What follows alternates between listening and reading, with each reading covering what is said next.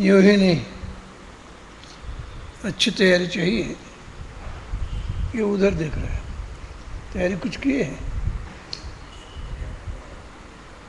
खड़े होकर बोलो।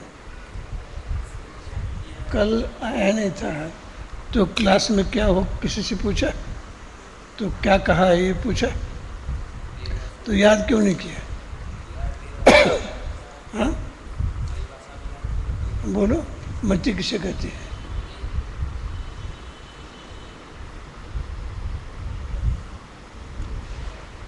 क्या तैयारी की? स्मृति किसे कहती है? आगे का कौन सा है? मति, स्मृति, संज्ञा। हाँ, संज्ञा को क्या बोलते हैं? पत्य विज्ञान। क्या क्या अर्थ है? तैयारी नहीं है। अन्य कक्षा में आए भी नहीं थे और तैयारी भी नहीं की। ये लक्षण अच्छा नहीं है, बिल्कुल बेकार लक्षण है। अन्य कक्षा में नहीं आना ये पहला अपराध। दूसरा तो किया ही नहीं कुछ। हाँ,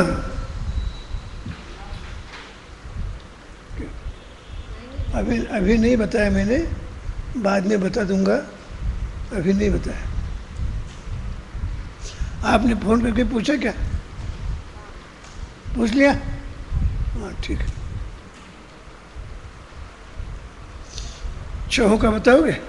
बोलो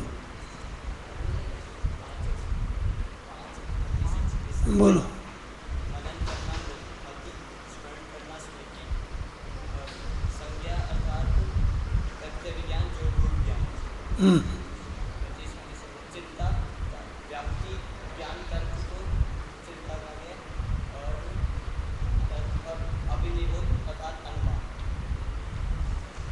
बैठो, अब बताओगे?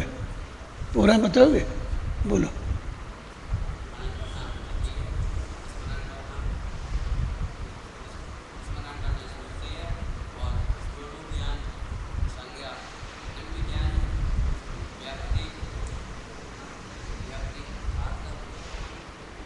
बोलो, तुम बोलो। हाँ क्या क्या नहीं किया? अरे माला देखो ना, इधर उधर कहीं माला हो तो पहनो, पहनो। नहीं पहनना? बहुत बढ़िया, बहुत आदर्श विद्यार्थी।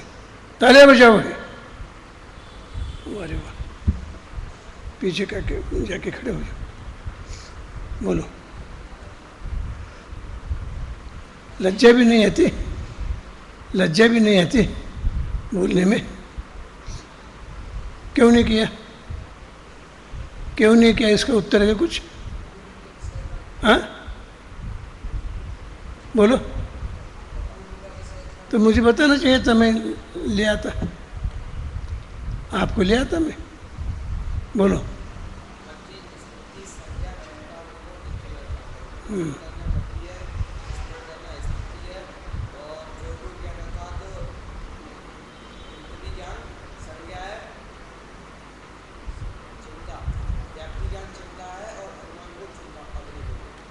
बैठिए, तुम्हें करना चाहिए था, अच्छा नहीं किया। क्लास में अनुपस्थित रहना अच्छा नहीं है। बैठो, बैठो। अब इसको ही लेते रहेंगे तो आगे का कब पढ़ेंगे? अब आगे का विषय लेंगे, और जो जो ऐसा कहेंगे ना उनको वास्तविक ही एक माला रखेंगे यहाँ। जो ऐसा उत्तर देगा उसके गले में कोई नहीं डालेगा तो मैं डालूंगा। वाह वाह वाह वाह, बहुत बढ़िया। आज बन सके मुझे समय मिलेगा तो सबके सामने आऊँगा ना, सबके सामने कहेंगे इस विद्यार्थी ने ये जवाब दिया, मैंने याद नहीं किया, इसलिए उसके गले में माला डाल रही है। वो माला फूल की भी हो सकती है, दूसरी किसी की भी हो सकती है। अच्छा है, बहुत बढ़िया। अब हमें आगे का विषय चलाना है। कल का अध्ययन के लिए विषय बता रहा हूँ। कल 3 से 36 भेद कैसे होते हैं ये बताने का आपका काम है। 336 भेद कैसे होते हैं इसकी तैयारी करना है आपको। समझ में आया? 3 से 36 भेद मत्स्य ज्ञान के कैसे बनते हैं ये बताना है। 12 प्रकार का तो बताना ही चाहिए, उसके साथ ही साथ ये भी बताना आवश्यक है। समझना, 12 प्रकार के भेद तो बताना ही चाहिए। किसके निमित्त से 12 होते हैं, 48 किसके निमित्त से होते हैं, 72 किसके निमित्त से होते हैं, ये सब आना चाहिए। अब अपना विषय आगे का चलेगा। अपने पास मात्र 15 मिनट का समय है। जितना समय है उतने समय तक विषय चलेगा। बोलो।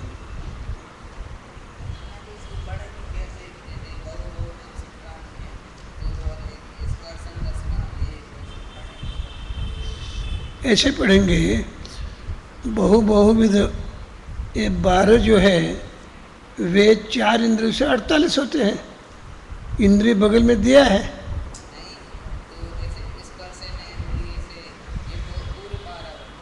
स्पर्श इंद्र से पूरे 12 होते हैं, रस इंद्र से पूरे 12 होते हैं। कल समझाया था ना, प्रत्येक इंद्रिय से बहुविध ये 12 प्रकार के वस्तु का ज्ञान होता है। प्रत्येक इंद्रिय से, मन से भी होता है, चक्षु से भी होता है, से वे 72 होते हैं। अब समझ में आ गए? हाँ बोलो।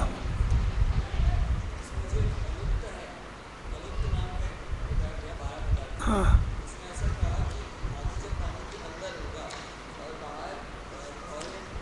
नहीं, ये अनुक्त का नहीं अर्थ। उक्त का अर्थ कहा हुआ, अनुक्त का अर्थ न कहा हुआ। निश्रुत, निश्रुत अनिश्रुत। निश्रुत ने बाहर निकला हुआ, अनिश्रुत ने छिपा हुआ।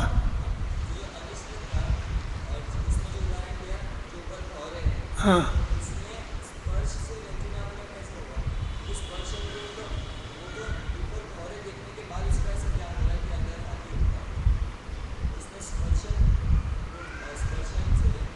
दृष्टांत के साथ ऐसा नहीं लगाना, दृष्टांत के साथ ऐसा नहीं लगाना।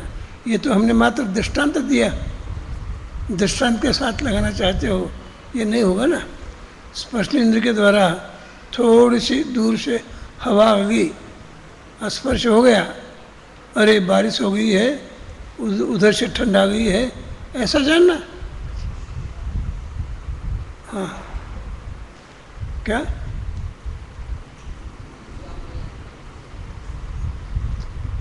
किया? अभी किया, बहुत बढ़िया किया। ये कुछ गुणवत्ता नहीं है। यहाँ आने पर तैयार किया और मुझे बताने की बात करते हो, ऐसा नहीं चलता। ये पद्धति नहीं है। नहीं नहीं ना, ये नहीं हो सकता। बीच में पूछोगे ये अपराध हो गया। हम जब तक नहीं कहेंगे तब तक खड़े हो जाना। हंसी आती है तो कान पकड़ूंगा। अब आगे विषय चलेगा। कौन सा सूत्र है आगे? बोलो। श्रुतम मति पूर्वम ध्वनेक द्वादश भेदम।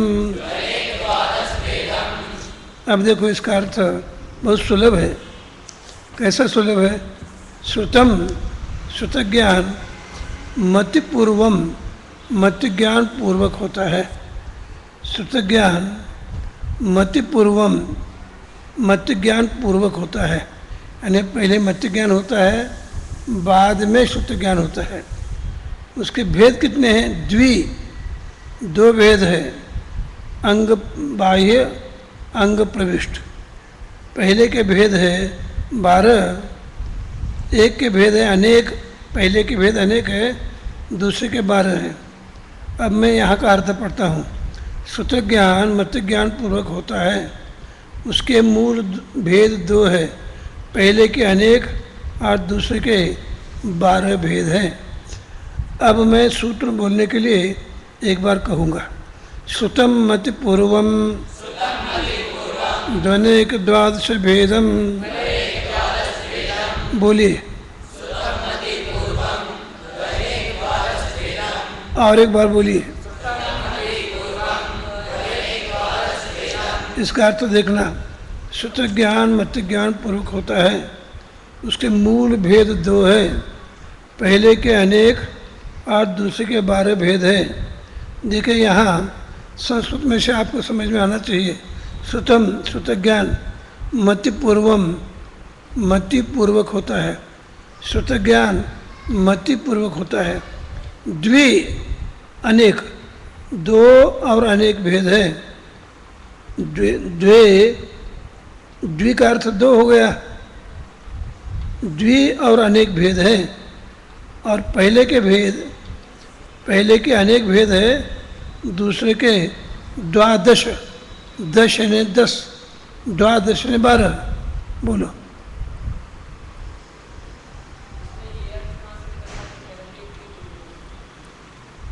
ऐसा है ना, क्रम लगा ना, श्रुतम मति पूर्वम, ये तो बराबर हो गया।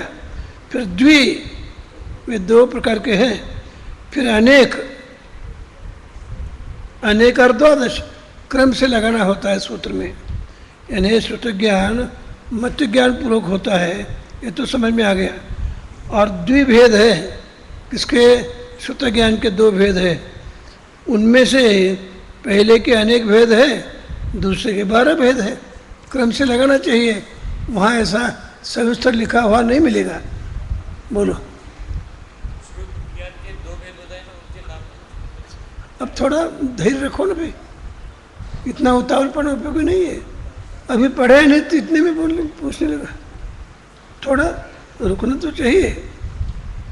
अब 2 भेद कौन से? यहाँ मैंने बताया भी, इसके सूत्र में बताया है, उसके मूल भेद 2 है, पहले के अनेक, दूसरे के 12 भेद। यहाँ तक पढ़ाया, आगे का अभी नहीं पढ़ाया, उसके पहले क्यों पूछना भाई? अंग बाह्य और अंग प्रविष्ट, ये 2 श्रुत ज्ञान के मूल भेद है। हो गया? अब हो गया। अंग बाह्य अंग प्रविष्ट, ये 2 श्रुत ज्ञान के मूल भेद है।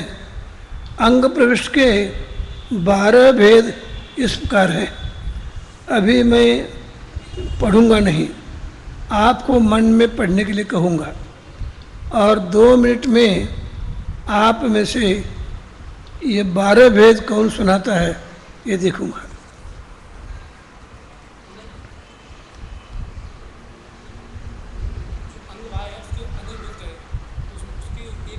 अभी मैंने बताया वो पहले करो, पहले जो मैंने बताया वो करो।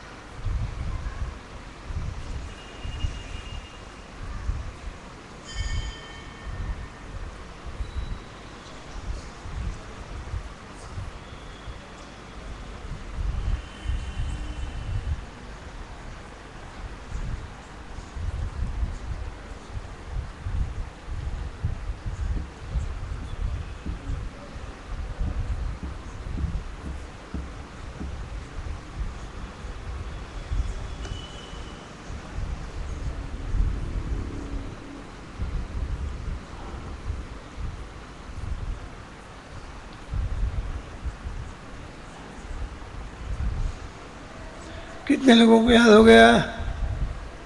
अच्छा, तुम्हें पहले से याद है, ठीक है। अब याद कल करो, अब आगे चलते हैं। अंग बाह्य अंग पृष्ठ 2 श्रुत ज्ञान के मूल भेद है। अंग पृष्ठ के 12 भेद इस प्रकार है। 12 भेद हो गए। अब पद संख्या वगैरह दी है। आपका प्रश्न अनेक भेद कौन कौन से हैं? अनेक को यहाँ नहीं बताया, अनेक है इतना समझ लेना। ये जो अंग प्रविष्ट है उनके 12 भेद बताए, अंग बाह्य के कितने भेद है इसमें नहीं बताए। और बाकी की जो यहाँ पद संख्या वाली बताई है, यह आपको मैं पूरा पढ़ के सुनाऊंगा नहीं, यह विषय कठिन है। आपको इतना समझना है, मत ज्ञान श्रुत ज्ञान, फिर से बोलता हूँ, श्रुत ज्ञान मत ज्ञान पूर्वक होता है। उसे दो भेद है। पहला भेद अंग बाह्य है, दूसरा अंग प्रविष्ट है। अंग बाह्य के अनेक भेद है, अंग प्रविष्ट के 12 भेद है। अब मत्य पूर्वक होता है ने क्या, श्रुत ज्ञान मत्य पूर्वक होता है, इसका अर्थ क्या है समझ लो। यानी एक विद्यार्थी अंदर आ रहा है, आ नहीं रहा है, मैं दृष्टांत दे रहा हूँ। मुझे समझ में नहीं आया कि ये कौन से कक्षा का है। फिर थोड़ा नज़दीक आ गया, अरे पता चला ये तो अभी उपाध्याय कनिष्ठ का आ गया।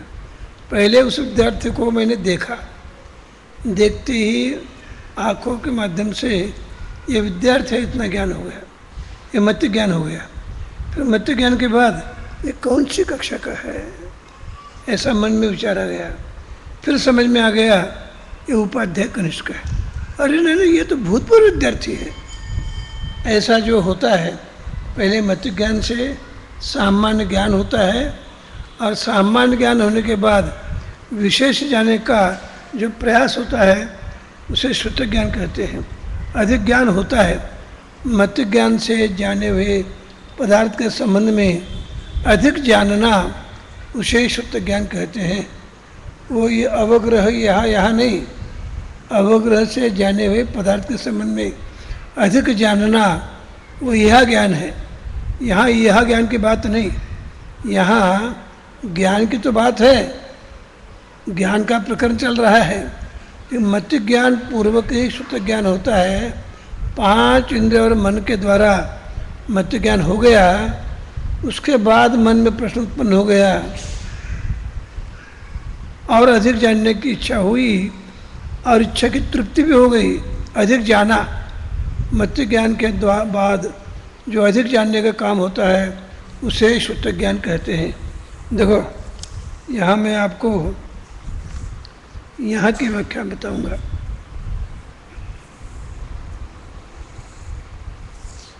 यहाँ मेरे ख्याल से नहीं दिया गया, श्रुत ज्ञान की परिभाषा यहाँ नहीं दी गई,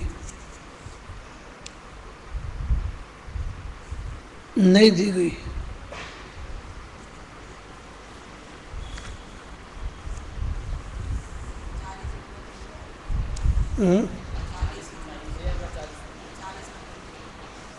कितने नंबर?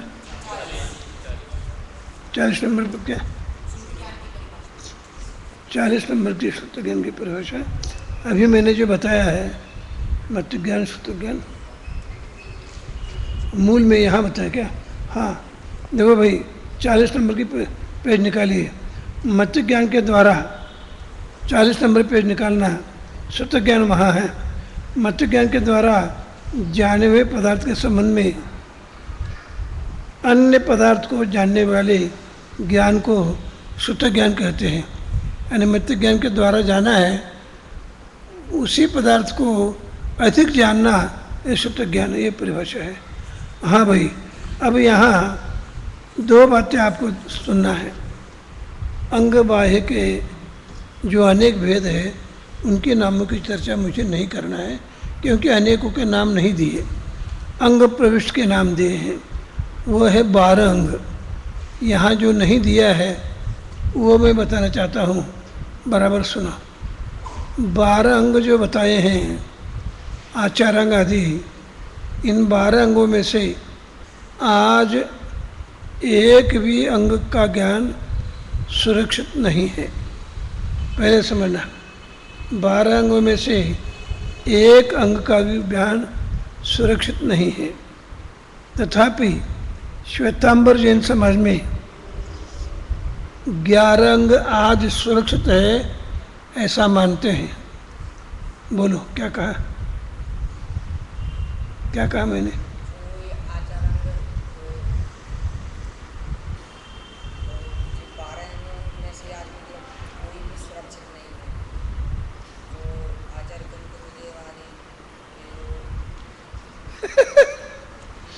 अच्छा गैप लगाते हो।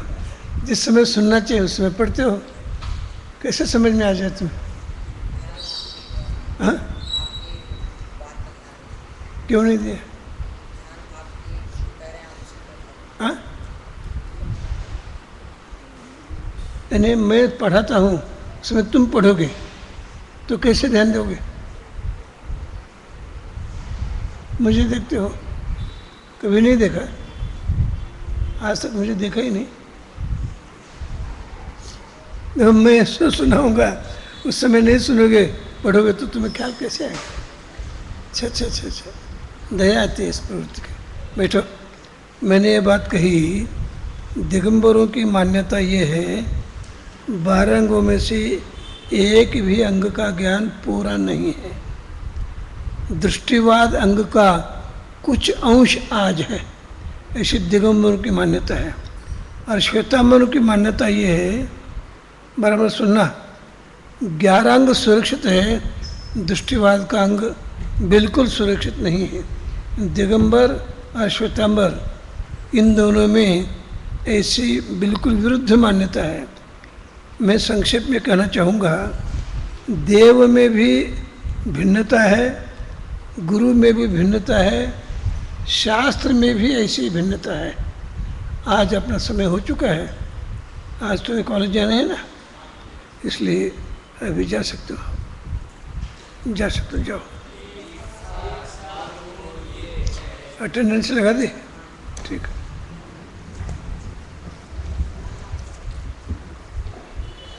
तुम्हारी पात्रता को देखकर हमें बहुत खुशी हो रही है, बहुत खुशी हो रही है।